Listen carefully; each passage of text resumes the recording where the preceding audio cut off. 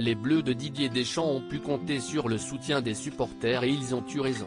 Ce jeudi 22 septembre, les champions du monde avaient rendez-vous au Stade de France pour affronter l'Autriche en Ligue des Nations.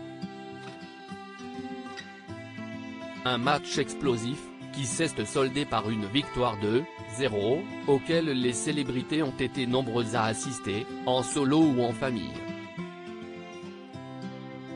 Nagui a mis des étoiles dans les yeux de Roxane, Annabelle et Adrien, 3 de ses enfants. Vincent Delerme est lui aussi venu en compagnie de l'un de ses garçons. Non loin de lui, Jamel Debbouze et l'ancienne Miss France Maëva Cook, en solo après la polémique au sujet de François Bonifaci, son ex-compagnon. Mais il n'y a pas qu'une trépoto avec ses enfants qu'on peut venir admirer les matchs.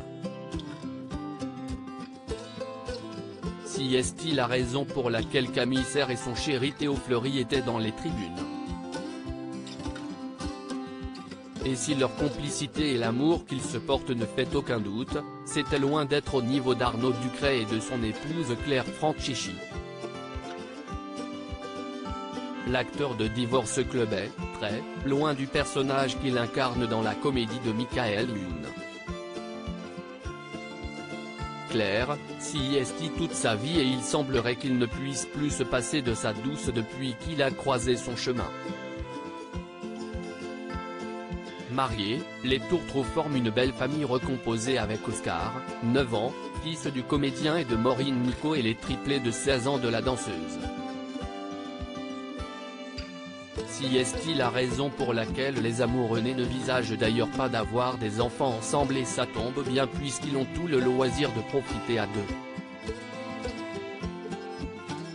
Dans les tribunes du match opposant la France à l'Autriche, Arnaud Ducret et Claire Franchichi étaient bien plus inspirés par les câlins, les bisous et les regards enflammés que par les actions qui se déroulaient sur le terrain.